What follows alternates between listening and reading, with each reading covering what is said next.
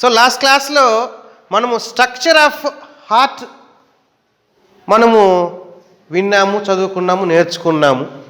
ఇప్పుడు ఈ క్లాస్లో working of heart page number మీకు టెక్స్ట్ బుక్లో అయితే 50 పేజీ నెంబర్లో ఉంది. మీకు ఈసారి పేజీ నెంబర్స్ కూడా చెప్పాలనే ఆలోచన వచ్చింది. ఇక్కడ వర్కింగ్ ఆఫ్ హార్ట్లో ఏంటి అంటే ఒక మెయిన్ కాన్సెప్ట్ మీద పోతుంది అన్న, that is cardiac cycle.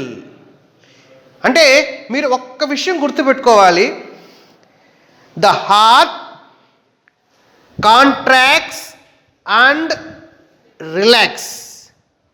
Basic issue అదే. You should not get confused. Heart never expands. Heart వ్యాకోచించదు. హార్ట్ ఇలా చిన్నదిగా సంకోచిస్తుంది, మళ్ళా యథాస్థితికి వస్తుంది. యథాస్థితికి వచ్చినప్పుడు రక్తం బయట నుంచి లోపలికి రావడము, సంకోచించినప్పుడు లోపల నుంచి రక్తము బయటకు పోవడము, ఇది process. When it relax, blood which is present outside, that is in the blood vessels, enters into the heart. Whenever it contracts, the blood will be moving from the heart into the tubes. This is basic procedure. You should never get confused that heart expands. Heart expand అవ్వదు, contract మాత్రమే అవుతుంది, లేదా సంకోచిస్తుంది, లేదా చిన్నదవుతుంది. For example, ఇప్పుడు మనము నా height చూడండి. ఈ హైట్ ఉన్నటువంటి వ్యక్తిని నేను ఏం చేయగలచ్చు? నా హైట్ని తగ్గించవచ్చు. ఎలా?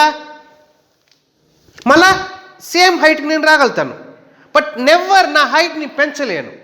సో హార్ట్ కూడా దాని యొక్క సైజు ఉన్న పలంగా సైజు చిన్నదవుతుంది, కానీ ఎట్టి పరిస్థితిలో పెద్దదవ్వదు.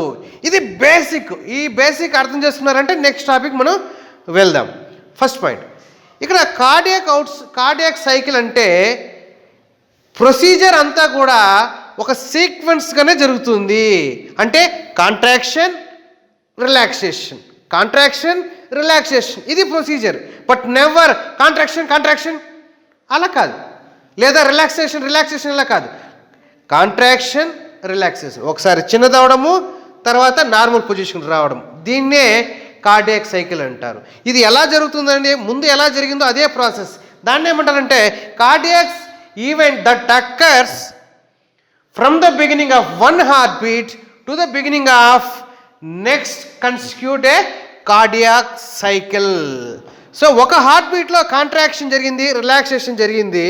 నెక్స్ట్ హార్ట్ బీట్లో ఎక్కడి నుంచి స్టార్ట్ అవుతుందంటే మళ్ళా కాంట్రాక్షన్, మళ్ళా రిలాక్సేషన్ జరుగుతుంది. అంటే ఒకసారి కాంట్రాక్షన్, రిలాక్సేషన్ జరిగి మళ్ళీ రిలాక్సేషన్, మళ్ళీ కాంట్రాక్షన్ జరగదు.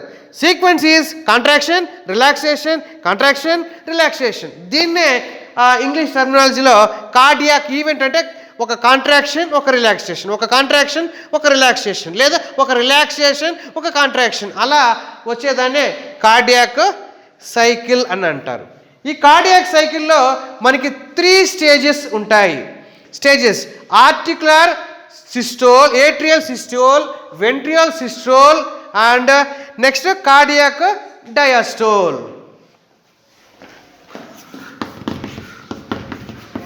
ఏట్రియల్ సిస్టోల్, వెంట్రికులర్ సిస్టోల్,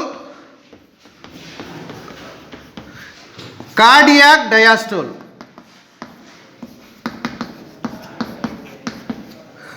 ఇక్కడ మనం చూసుకోవాల్సినటువంటి ముఖ్యమైనటువంటి పాయింట్ ఏంటంటే హార్ట్ బీట్లో 3 స్టేజెస్ ఉన్నాయి. హార్ట్ బీట్లో 3 స్టేజెస్ అంటే మీకు కాన్సెప్ట్ ఏంటంటే ఒక హార్ట్ బొమ్మ ఇక్కడ వేస్తాము. ఆర్ట్రియల్ సిస్టోల్ అంటే పైన ఉన్నటువంటి ఆరికల్స్ కాంట్రాక్ట్ అవ్వడము, వెంట్రికులర్ సిస్టోల్ అంటే కింద ఉన్నటువంటి వెంట్రికల్స్ కాంట్రాక్ట్ అవ్వడము, కార్డియాక్ డయాస్టోల్ అంటే మొత్తము రిలాక్స్ అవ్వడాన్నే. ఇది బేసిక్. ఇప్పుడు మనం అర్థం చేసుకోవడానికి ఒక ఫస్ట్గా మనం ఏం చేస్తామంటే entire heart is in relax stage అనుకుందాం. మనకి అర్థం చేసుకోవడం కోసము ఫస్ట్ ఏం చేస్తాము, entire heart is in relax state అనుకుంటే ఏమేమి ప్రాసెస్ జరుగుతుందంటే డ్యూరింగ్ రిలాక్సేషన్ అప్పుడు ఏమవుతుందంటే ఇట్ సైడ్ ఆ యొక్క ప్రీకేవల్ వెయిన్స్, పోస్ట్ కేవల్ వెయిన్స్ నుంచి బాడీలో ఉండి ఇంప్యూర్ బ్లడ్ ఏమవుతుంది, ఆ యొక్క రైట్ సైడ్ ఆరికల్లోకి బ్లడ్ వస్తుంది. అంటే 2 ప్రీకేవల్ వెయిన్, ఒక పోస్ట్ కేవల్ వెయిన్ నుంచి ఇంప్యూర్ బ్లడ్ బాడీలో నుంచి అది ఎక్కడికి వస్తుంది, రైట్ సైడ్ ఆరికల్లోకి వస్తుంది. At the same time left side ఆరికల్లోకి ఆ యొక్క లంగ్స్ ద్వారా పల్మనరీ వెయిన్ ద్వారా ప్యూర్ బ్లడ్ లెఫ్ట్ ఆరికల్కి వస్తుంది. అట్ ది సేమ్ టైం ఇక్కడ ఏమి ఇంక జరుగుతుందంటే ఇంకొక కాన్సెప్ట్, ఇక్కడ ఉన్నటువంటి ఆరిక్లో వెంట్రుకులర్ ఓపెనింగ్ ఉంది కదా, ఈ ఆరిక్లో వెంట్రుకులర్ ఓపెనింగ్ దగ్గర ఉన్నటువంటి ఈ యొక్క right side tricuspid valve, left side bicuspid valve అవి కూడా ఓపెన్లో ఉంటాయంట. కాబట్టి ఇక్కడ వచ్చినటువంటి బ్లడ్ ఆల్మోస్ట్ కిందకి వచ్చేస్తుందంట, ఇక్కడ వచ్చినటువంటి బ్లడ్ ఆల్మోస్ట్ కిందకి వస్తుందంట. నెక్స్ట్ ఇంకొక కాన్సెప్ట్ ఏంటంటే, ఈ యొక్క వెంట్రికల్స్ నుంచి బయటకు పోయినటువంటి ఒక 2 బ్లడ్ వెజల్స్, అవునా, ఏది ఇట్ సైడ్ మనకి ఏమొస్తుంది, పల్మనరీ అయోర్టా, అవునా, pulmonary aorta, it side systemic aorta ఉంది కదా, దీనిలో ఉండే సెమీ లూనార్ వాల్స్, అవునా, ఇవి మాత్రము closed. So during heart relax స్టేజ్లో ఉన్నప్పుడు ఈ ట్రైకాస్పిడ్ వాల్, బైకాస్పిడ్ వాల్ ఓపెన్లో ఉంటుంది. పైన ఉన్నటువంటి బ్లడ్ పైకి బ్లడ్ వస్తుంది, ఇక్కడ ఉన్నటువంటి బ్లడ్ కూడా కిందకు వస్తూ ఉంటుంది, ఇక్కడ ఉన్నటువంటి బ్లడ్ కూడా కిందకు వస్తుంటుంది. కానీ ఒక్కటి మాత్రమే క్లోజ్ అయి ఉంటుంది, ఈ యొక్క 2 ట్యూబ్స్లో ఉన్నటువంటి అది మాత్రమే క్లోజ్ అయి ఉంటుంది. అది ఏది ఇట్ సైడ్ రైట్ సైడ్ అయితే ఆ యొక్క పల్మనరీ అయోర్టా, లెఫ్ట్ సైడ్ అయితే సిస్టమిక్ అయోర్టాలో ఉండే సెమినోలర్ మస్ క్లోజ్ అయి ఉంటుంది. ఇది ప్రొసీజర్ అంటే డ్యూరింగ్ రిలాక్స్ స్టేజ్.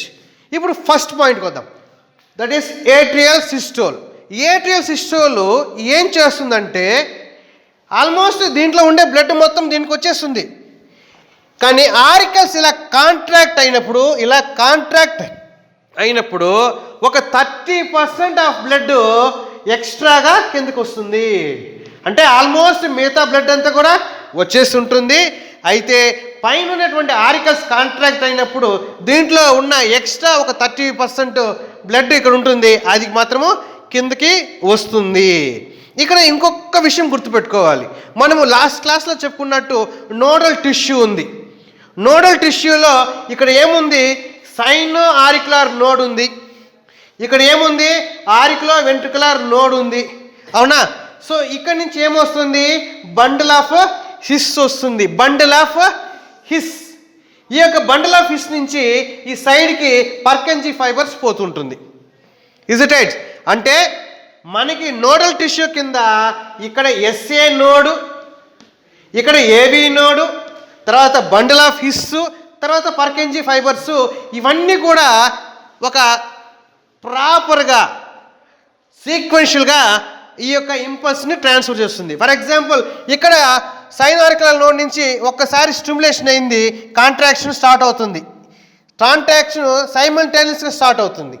సో పైన ఉన్నటువంటి బ్లడ్ కిందకి రావడం అనేది జరిగింది. That is atrial systole. Atrial సిస్టోల్కి పట్టు టైము 0.1 సెకండ్.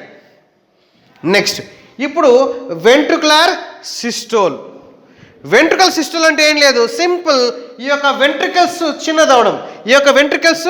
చిన్నదవడము, దీన్నే వెంట్రుకులర్ సిస్టోల్ అని అంటారు. Is right? అర్థమైందా? సో వెంట్రుకులర్ సిస్టోల్కి పట్టే టైము 0.3 సెకండ్స్. ఇప్పుడు మనం ఇంకొక టాపిక్ వద్దాం. ఆ టాపిక్ ఏంటంటే లబ్ సౌండ్, డబ్ సౌండ్ ఎప్పుడు వినపడుతుంది ఈ యొక్క హార్ట్ బీట్లో. చిన్నప్పటి నుంచి మనం చదువుకున్నటువంటి విషయం ఏంటంటే గుండె కొట్టుకునేటప్పుడు మనకి సౌండ్ లబ్ డబ్ సౌండ్ వస్తుంది అంటాం. ఇప్పుడు కాన్సెప్ట్ ఏంటంటే ఆ లబ్ సౌండ్ పర్టికులర్గా ఎక్కడి నుంచి వస్తుంది, ఏ సందర్భంలో వస్తుంది అనేది ఇప్పుడు ఆన్సర్ కావాలి. నెంబర్ 1, లబ్ సౌండ్ రావడానికి ముఖ్య కారణం ఏంటి అంటే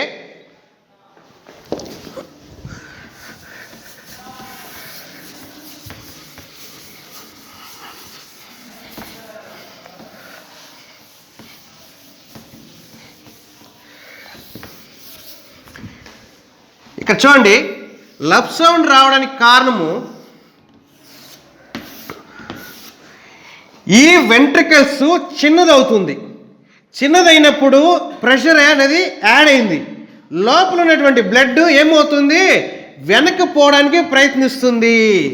ఇలా వెనక్కిపోవడానికి ప్రయత్నించేటప్పుడు ఇక్కడ ఉన్నటువంటి ట్రైకాస్పిడ్ వాల్స్, ఇక్కడ ఉన్నటువంటి బైకాస్పిడ్ వాల్ రెండు క్లోజ్ అవుతుంది. ఎందుకు? ఇక్కడ వచ్చినటువంటి పైనుంచి వచ్చినటువంటి బ్లడ్ తిరిగి వెనక్కిపోవడానికి ప్రయత్నిస్తే ఆ యొక్క వెనక్కిపోవడాన్ని నిరోధించడం కోసము. అంటే వెంట్రికల్స్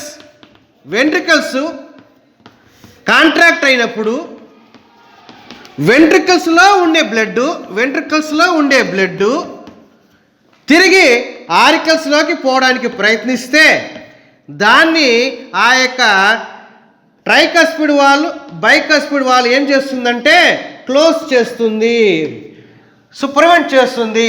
ఆ సందర్భంలో మనకి లబ్ సౌండ్ వినపడుతుంది.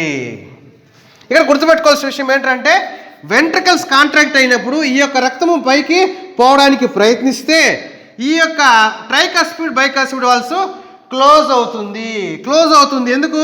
కింద వచ్చినటువంటి రక్తం మళ్ళీ పైకి పోకుండా ఆపడం కోసం ఇక్కడ ఉన్నటువంటి వాల్స్ క్లోజ్ అవుతుంది. అట్ ద సేమ్ టైం ఇది చిన్నదైనప్పుడు దీంట్లో ఉన్నటువంటి రక్తము బయటకు పోతుంది. ఎలా పోతుంది బయటికి? ఇక్కడ ఒక ట్యూబ్ ఉంది, ఇటు సైడ్ ఒక ట్యూబ్, ఇటు సైడ్ ఒక ట్యూబ్ ఉంది. ఏం ట్యూబ్ అది? ఈ పక్క అయితే సిస్టమిక్ అయోర్టా, అవునా? సిస్టమిక్ అయోర్టా ఒకటి ఉంది, ఇటు సైడ్ పల్మనరీ అయోర్టా ఉంది, అవునా కదా?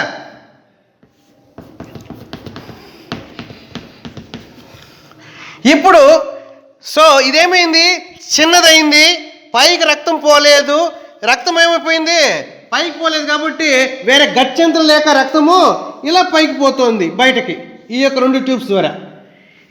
నెక్స్ట్ స్టేజ్ ఏంటి? వెంట్రికల్స్ రిలాక్స్ అవుతాయి. వెంట్రికల్స్ రిలాక్స్ అయినప్పుడు ఏమవుతుందంటే ఇక్కడ వెంట్రికల్స్ నుంచి పైకి పోయినటువంటి రక్తము వెనక్కి రావడానికి ప్రయత్నిస్తుంది. అప్పుడు ఇక్కడ ఉన్నటువంటి వాల్స్ ఏమైపోతుంది? క్లోజ్ అవుతుంది. ఇక్కడ కాన్సెప్ట్ ఏంటంటే వెన్ వెంట్రికల్స్ అనేవి రిలాక్స్ అయినప్పుడు బ్లడ్ ఏదైతే ఆ యొక్క పల్మనరీ లేదా సిస్టమిక్ అయోర్టాలోకి వెళ్ళినటువంటి ఆ యొక్క రక్తము తిరిగి వెంట్రికల్స్లోకి రావడానికి ప్రయత్నిస్తే దాన్ని ఆపుతోంది ఏది? ఆ యొక్క సెమీలూనార్ వాల్స్ అనే చెప్పొచ్చు, లేదా పల్మనరీ వాల్, సిస్టమిక్ వాల్ అని కూడా చెప్పవచ్చు.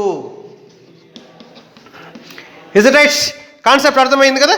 అంటే వెంట్రికల్స్ చిన్నదైనప్పుడు రక్తము పైకి వెళ్ళింది, ఈ రెండు ట్యూబ్స్ కల్లా వెళ్ళింది, బయటికి వెళ్ళింది. ఈ రెండు ట్యూబ్స్ కల్లా రిలాక్స్ అయింది.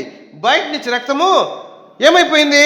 రిలాక్స్ అయినప్పుడు ఆ యొక్క రక్తం మళ్ళీ వెనక్కి రావడానికి ప్రయత్నించేటప్పుడు ఇది క్లోజ్ అవుతుంది. అప్పుడే మనకి ఏం సౌండ్ వస్తుంది? Dub sound. అంటే ఇక్కడ కాన్సెప్ట్ ఒకటేనన్నా. లబ్ సౌండ్ ఎప్పుడు వినపడుతుందంటే వెంట్రికల్స్ కాంట్రాక్ట్ అయినప్పుడు రక్తము పైకి పోకుండా క్లోజ్ అవుతుంది.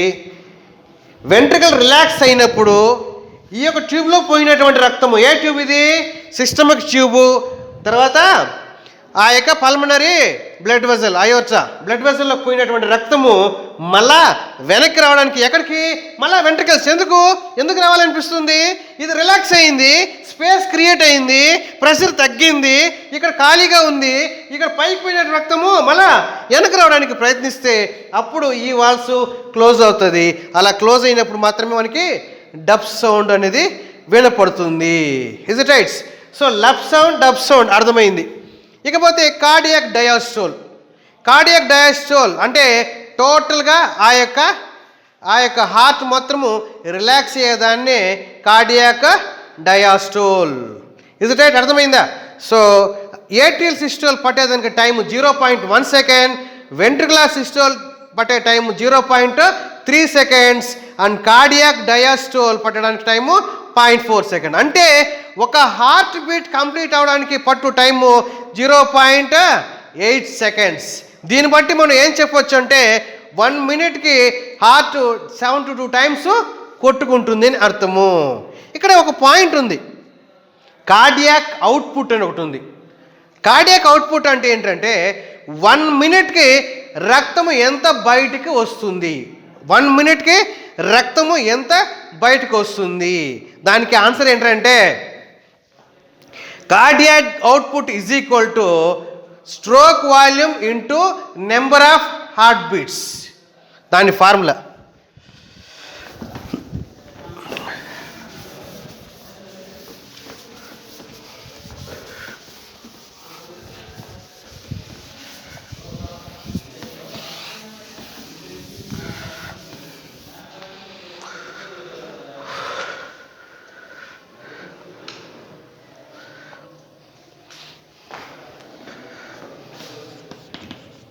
First of all stroke volume అంటారు. It is the volume of blood pumped out for 1 heart beat. దాన్ని స్ట్రోక్ వాల్యూమ్ అని అంటారు. సో స్ట్రోక్ వాల్యూమ్ అంటే ఒకసారి గుండె కొట్టుకుంటే ఎంత రక్తము బయటికి వచ్చింది, దాన్నే స్ట్రోక్ వాల్యూమ్ అని అంటారు. ఇప్పుడు కార్డియాక్ అవుట్పుట్ అంటే ఏంటి, స్ట్రోక్ వాల్యూమ్. ఇప్పుడు కార్డియాక్ అవుట్పుట్ అంటే stroke volume into number of heart beats per minute.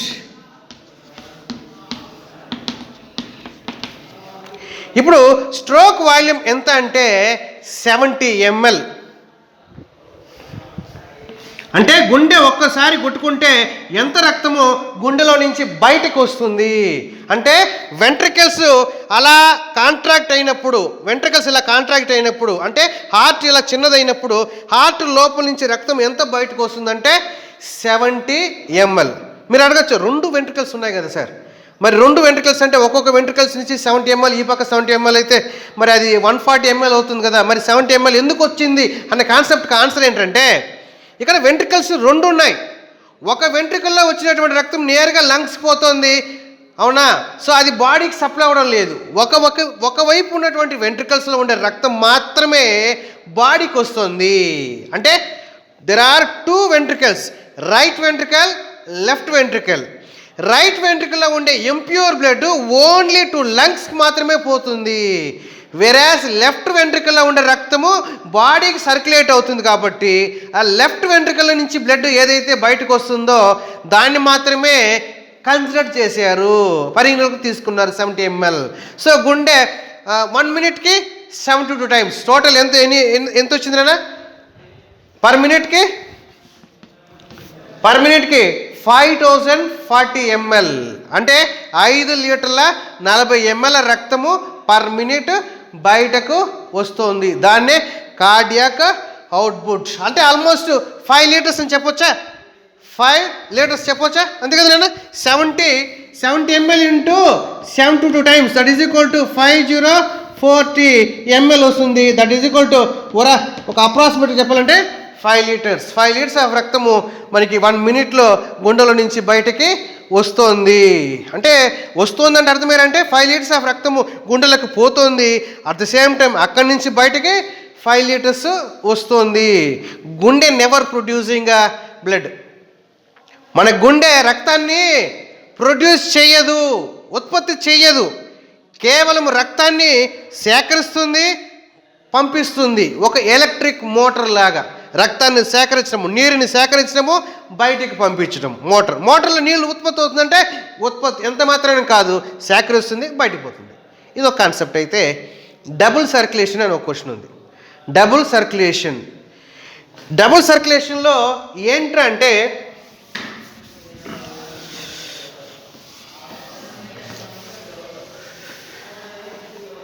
Double సర్క్యులేషన్లో మనకి స్మాలర్ సర్క్యులేషన్, బిగ్గర్ సర్క్యులేషన్ అని ఒక చిన్న డిఫరెన్షియేషన్ వస్తుంది. ఆ డిఫరెన్షియేషన్ ఏమీ లేదు, ఒక చిన్న కాన్సెప్ట్. ఆ యొక్క బ్లడ్, శరీరం బయట నుంచి వచ్చినటువంటి బ్లడ్ గుండెలో 2 సార్లు తిరుగుతుంది. గుండెలో 2 సార్లు తిరుగుతుంది కాబట్టి దాన్ని డబుల్ సర్క్యులేషన్ అన్నారు. గుండెలో 2 సార్లు ఎలా తిరుగుతుంది, ఎందుకు తిరుగుతుంది అనేది ఇప్పుడు ఒకసారి చూస్తే ఇక్కడ మనకి ఇక్కడ ఒక చిన్న డయాగ్రామ్ వస్తుంది చూడండి. ఇది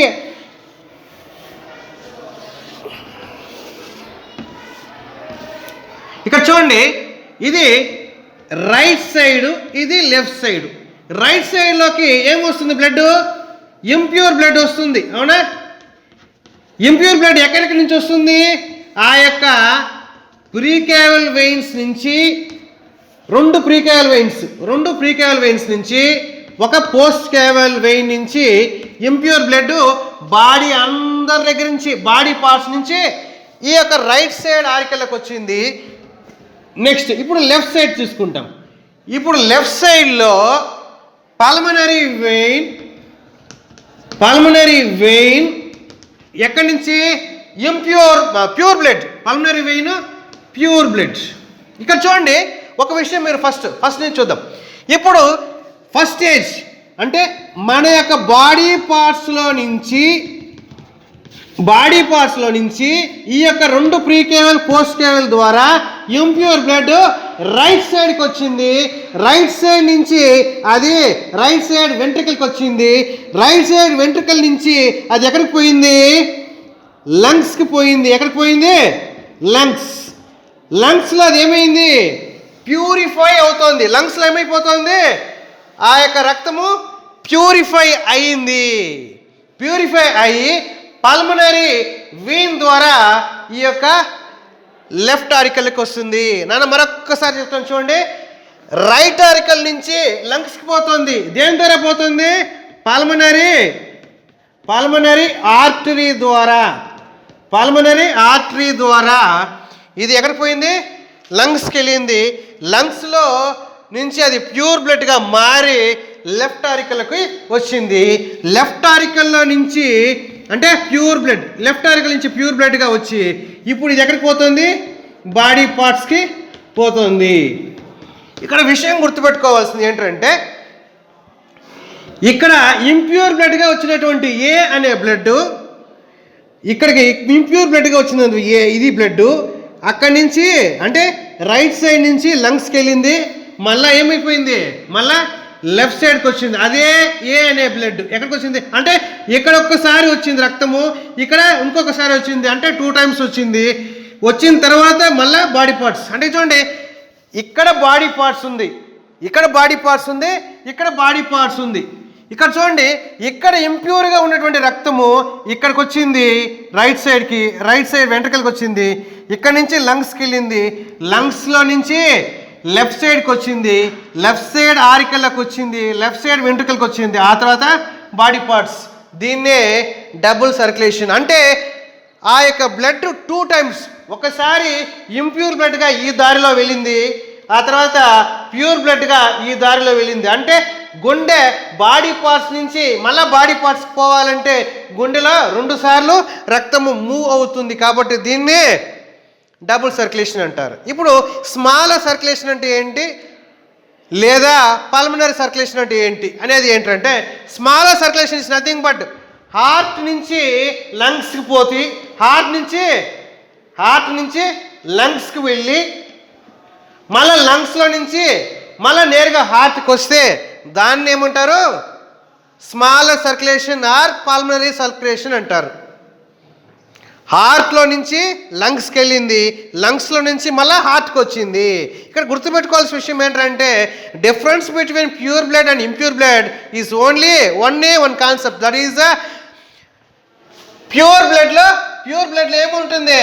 ఆక్సిజన్ ఎక్కువగా ఉంటుంది, కార్బన్ డైఆక్సైడ్ తక్కువగా ఉంటుంది. అదొక్కటే కాన్సెప్ట్. ఇంప్యూర్ బ్లడ్లో ఆక్సిజన్ తక్కువగా ఉంటుంది, కార్బన్ డైఆక్సైడ్ ఎక్కువగా ఉంటుంది. So pulmonary circulation, smaller circulation అంటే హార్ట్లో ఉండే ఇంప్యూర్ బ్లడ్ లంగ్స్కి వెళ్ళి లంగ్స్లో అది ప్యూరిఫై మళ్ళీ హార్ట్కి వస్తే దాన్ని పల్మనరీ సర్క్యులేషన్ అంటారు. అదే బిగ్గర్ సర్క్యులేషన్ అంటే బాడీ పార్ట్స్ నుంచి కలెక్ట్ చేసినటువంటి బ్లడ్ తిరిగి లంగ్స్కి వెళ్ళి లంగ్స్లో నుంచి మళ్ళీ హార్ట్కి వచ్చి హార్ట్లో నుంచి మళ్ళీ బాడీ పార్ట్స్కి వెళ్తే దాన్ని బిగ్గర్ సర్క్యులేషన్ అని అంటారు. లేదా దీనికి ఇంకొక పేరు కూడా ఉంది, సిస్టమిక్ సర్క్యులేషన్ అని కూడా పేరు ఉంది. That is about working of heart. Working of హార్ట్లో మీరు ఒక ఎగ్జామ్లో క్వశ్చన్ ఇస్తే హార్ట్ డయాగ్రామ్ వేయని అవసరం లేదు, కానీ ఇక్కడ పేజీ నెంబర్ 51లో ఉండే ఆ యొక్క డబుల్ సర్క్యులేషన్ డయాగ్రామ్ మాత్రము వేయాల్సి ఉంటుంది. Is it?